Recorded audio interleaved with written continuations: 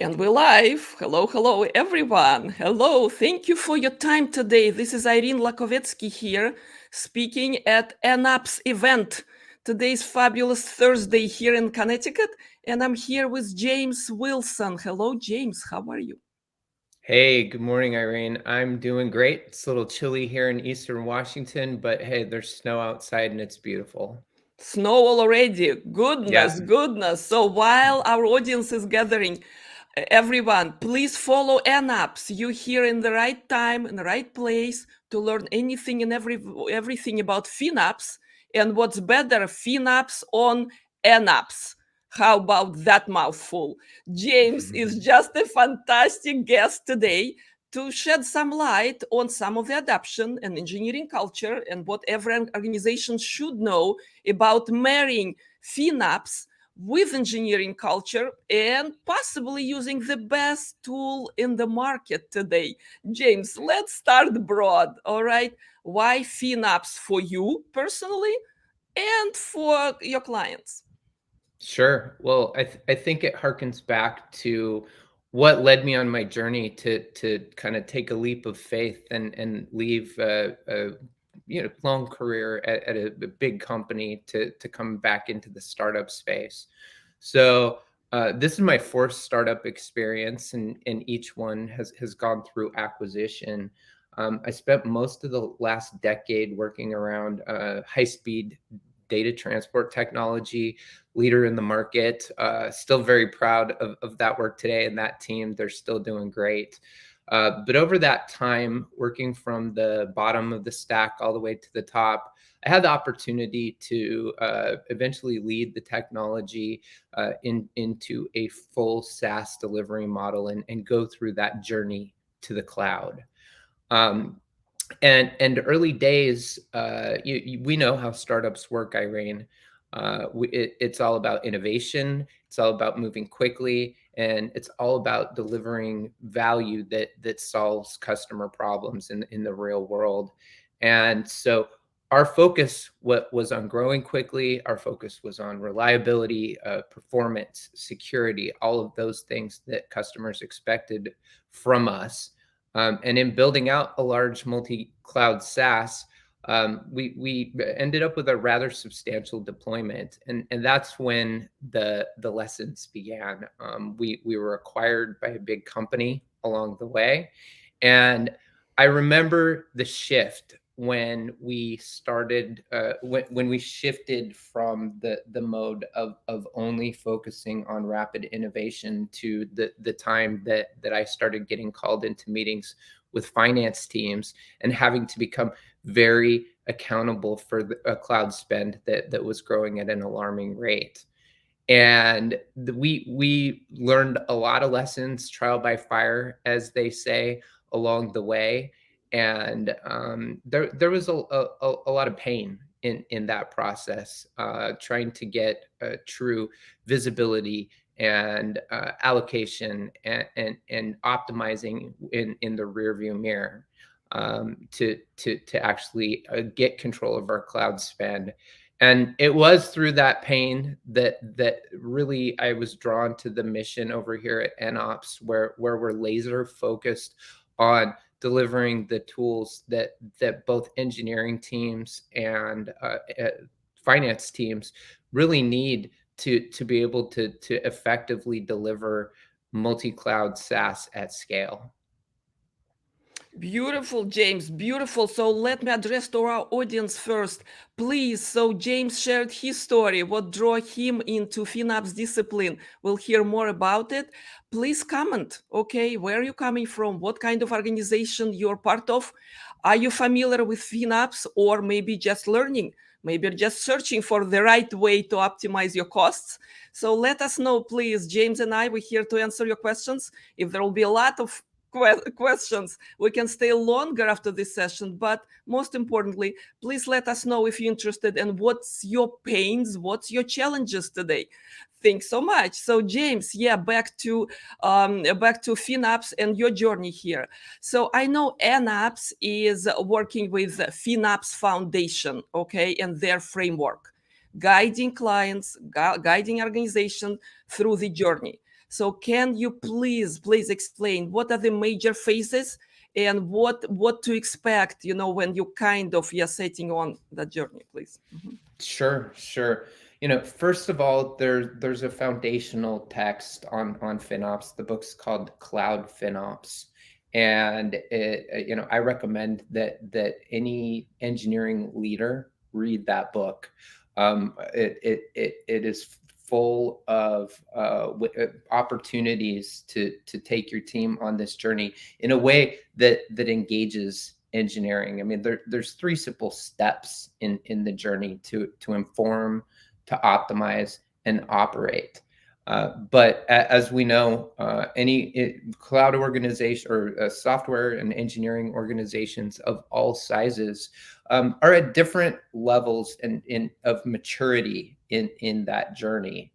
And so the FinOps Foundation framework sort of serves as our Bible around NOps, and really the journey that we're trying to guide our customers through. 1.0 cloud management is really just a window into what's going on in your cloud environment. And a lot of it is still in the rearview mirror. So the inform phase is really about getting that real-time visibility into what's going on in your environment. And it's so impactful in so many ways. At the end of the day, your cloud spend is directly representative of how optimized your environment is for performance. It's directly representative of how your environment is optimized for waste. And engineers love to solve problems like that. We have a feature in NOps that gives you real-time visibility into your current running compute in the cloud. And not only does it give you so many tools to be able to understand and have command and control of your organization, it relates it to what the impact is on the tools that you have as an engineering leader and as an engineering group to be able to take control of your spend. So very powerful, but probably more important is our ability to be able to automate and integrate directly with the tools and workflows that the engineering teams use today. Engineers, DevOps culture. I mean, I was a big fan of DevOps culture very early on. I mean, it's about relentless automation. It's about having low code and no code solutions that integrate with the tools that the engineers use today. And also building maturity in your organization in many ways. We talk about tag maturity, and we know today that tagging resources helps you to monitor and to identify resources for stability, things like that. But it's so important for you to be able to attribute those resources to the user, and to the team that are actually extracting value with them, and so important in that partnership with product teams. So again, I recommend everybody pick up the book and understand how the growing FinOps movement can be integrated into your team. We started with DevOps, and then we started talking about DevSecOps because we learned that we couldn't marry these two without thinking heavily and integrating security teams. And today we really talk about DevSecFinOps, where we're marrying the pillars of the organization that build trust both internally and with your customers. You mentioned maturity, James. You mentioned maturity. So crawling, walking, and running. Okay, Right. that's like easy visual, right? But is it easy in the organizations to start crawling towards cost optimization and then running? What's your experience? Yeah. It's not easy, Irene. I will never forget that the first time that we took a crack at trying to purchase RIs. First of all, engineering teams don't have the visibility into all the tools that are available to optimize their environments, and it usually doesn't happen until somebody is mad, right? Your CFO is coming down on the team because they're spending too much money. And so the first time that we purchased RIs, we thought we were doing a great thing, but then you realize that that decision has long-standing effects, and if you need to make a critical architecture or infrastructure change, you're stuck with those reservations, and it quickly moves from the cost control category to the waste category, and now your spend is even more out of control. And it's experiences like that make teams hesitant to make the bold decisions that they need to make in order to meet the needs of the business. At FinOps, we make it impossible to screw that up. We entirely automate the process of purchasing and provisioning reserved instances, and it's all real time. It's all based on ML, and so it's really that boost that teams need. Engineering teams need to focus on the cloud waste portion of it, right? There's two levers that you have. You can pay less. That sounds great, right? But then you can also reduce costs. Engineering teams love to solve problems like that. So trying to throw a pricing book at them is often not going to get great results.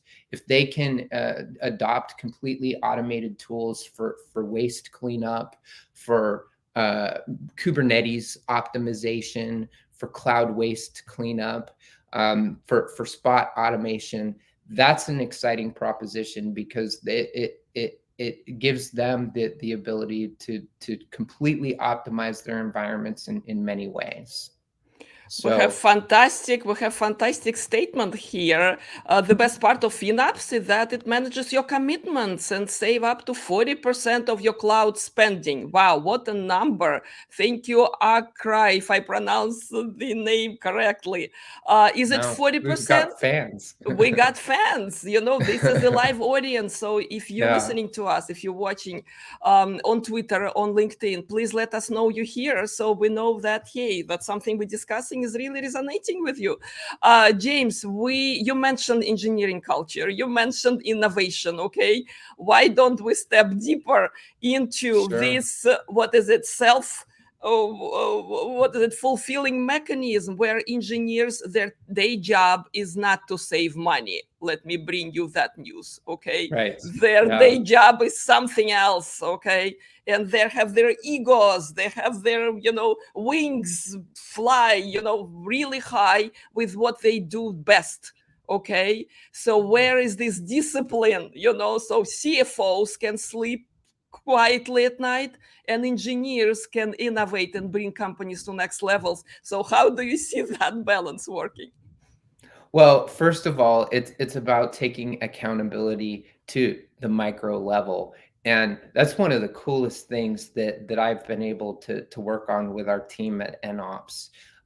The ability to integrate FinOps decisions into your CI/CD pipeline and into source control, and actually at the change set level have visibility into the impact that the decisions that an engineer is making on any given day will have on a budget that seems like it just comes from on high. So the number one is to obviously make sure that the entire team has visibility into the impact that the decisions that they're making have on the company's overall performance. Hey, at the end of the day, we're here to make a business succeed, and all of our hard work is for nothing if we don't meet the financial needs of the business. We're spending our bonuses, people, and times are tight. So it's cultural.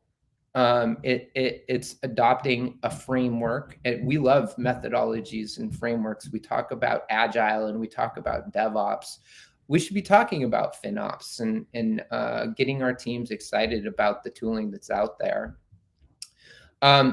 So at FinOps, we have integrations with Git that go down to the level of making a comment on a change set, so that a team can understand how the decision that they're about to make will actually impact their reserved instance position, their right sizing position. You know, in FinOps, we talk about having scores about your overall RI coverage, your overall right sizing score, and so we can give you visibility because we constantly try to shift left.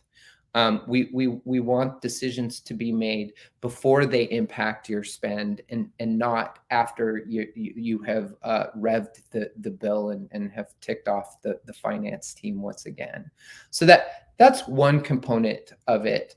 The other component, again, is once you've got the goals set for the team, once you've done an analysis of where do we actually stand and what are the incremental steps that you can make, adopt automation heavily. So I don't expect any engineer to have a deep understanding of what the AWS cost and usage report actually means or says. You know, I thought protocol level data transport was a complex topic. Let me tell you, cloud billing is an equally complex topic. You know, you're dealing with thousands of different service types that are billed on a mind-blowing number of dimensions. And so adopting tools that allow you to quickly get up and running and integrate with just a couple of clicks to start optimizing your environment immediately is rewarding for your team, right?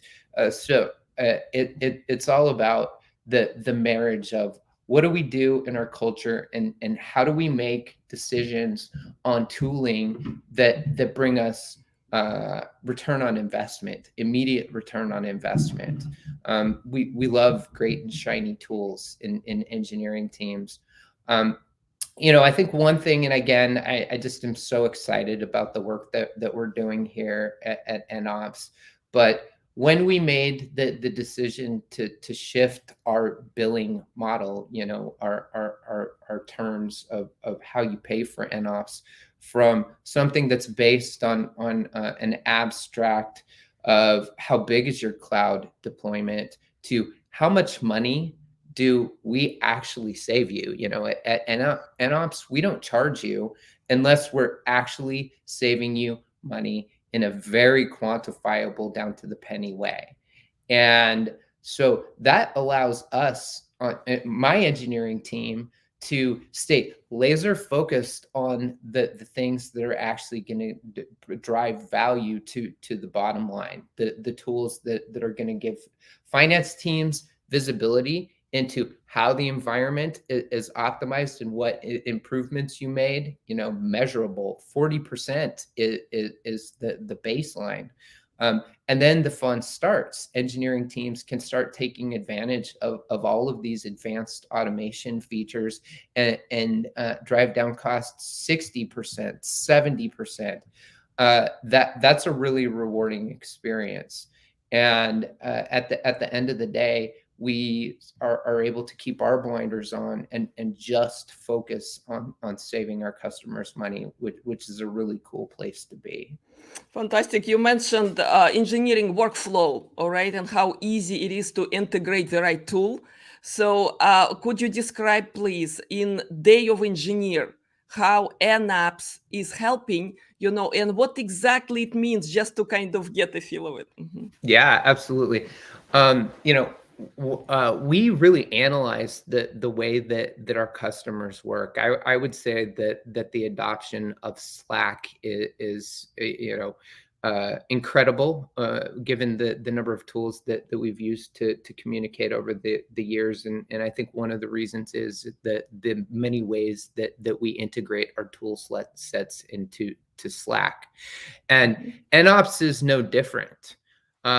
We can drive a constant stream of notifications, and of course we drive security notifications, and we drive performance notifications, but we really focus on saving teams money and providing the tools, that the SDKs, the APIs, the GitHub repositories where we post our own sample code and show you how we do this in our own organization. So in the day of the life of an engineer, configuring FinOps, it is so simple. It's done through scripting and automation, so that at the end of the day, it's a few clicks to connect to your entire environment. We integrate with infrastructure as code, help you set up your environment with Terraform, and you're off and running. Things just work, and you're already saving money. And then we provide you a constant stream of information that doesn't require every engineer in the team to log into a new interface. Throughout the day, you'll get alerts about cost savings opportunities, cloud waste opportunities, and then the integration to be able to act on those things. Engineers love change control workflows. And so giving them an integrated way to get an alert and automatically approve the remediation of that alert brings a huge amount of confidence to the engineering team, because at the end of the day, alerting and monitoring it is only a tool for a trained engineer to act. You engineers can bring the human factor and that critical thinking to decisions, and understand the true business impact. So we give engineers the guardrails that they need to confidently operate their environment, and not just a black box that which on the other side of things can lead to performance issues, stability issues. At the end of the day, we have to keep our deployments optimized. They have to be performant.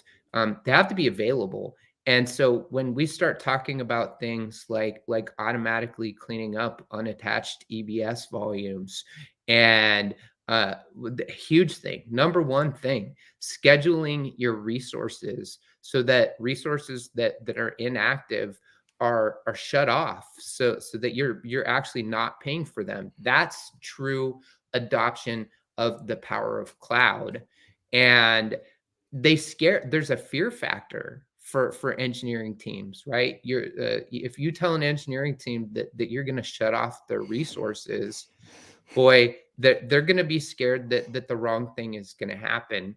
I think of it very akin to the whole chaos monkey idea, where the true measure of the robustness of a system is to be able to turn off any component in that system at any time, and it still operates at scale. It's a cultural thing, right? And that's where we have to embrace that in actuality, we can do this successfully. And it's part of our culture that we actually take advantage of those opportunities.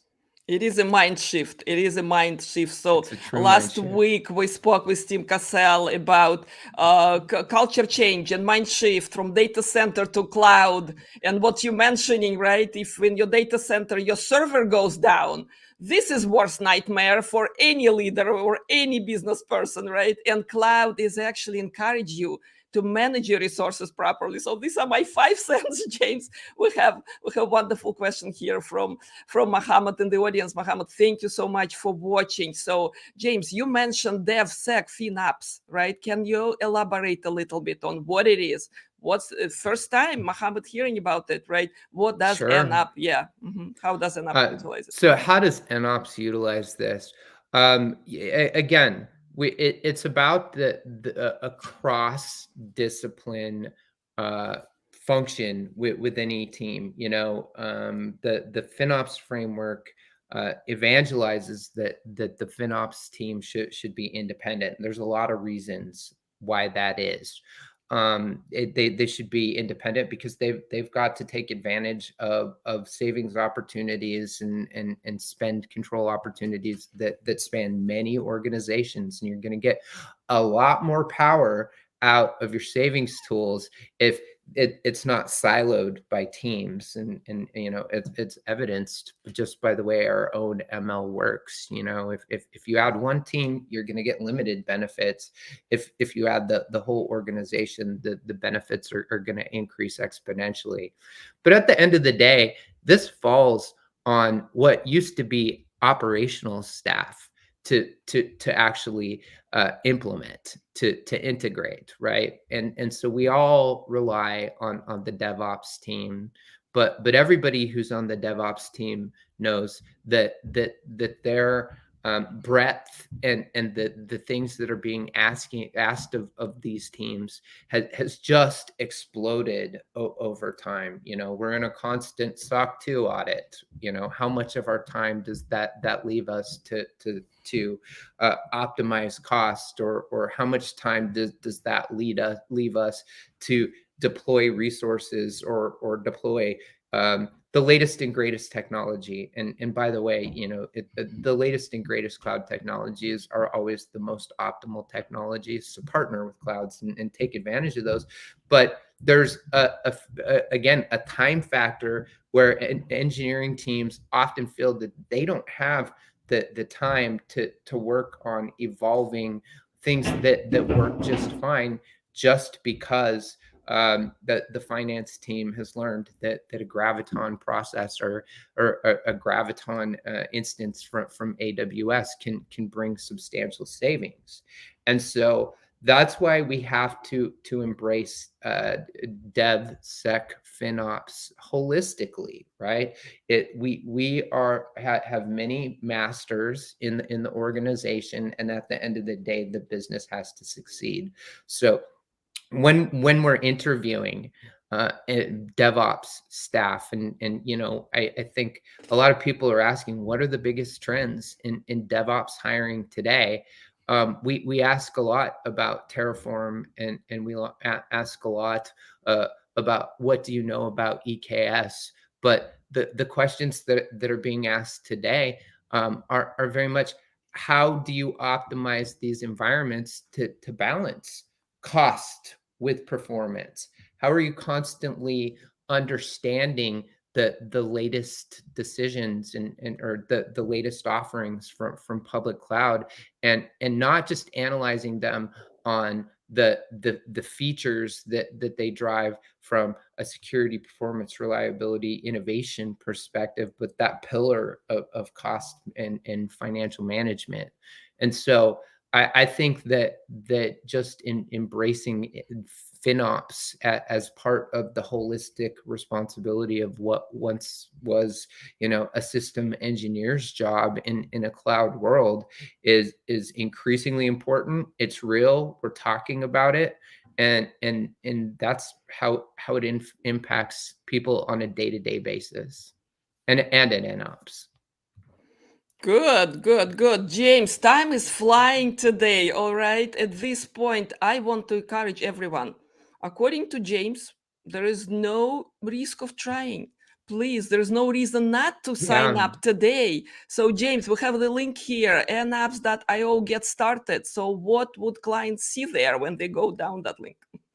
Sure. So, first of all, provisioning is instantaneous. It's going to take you just a few minutes to get into your NOps environment, and adding your environment to NOps is really just a deployment of some read-only credentials. You always have control, and so this will give you your quick portal to the first step on that FinOps journey, which is to inform.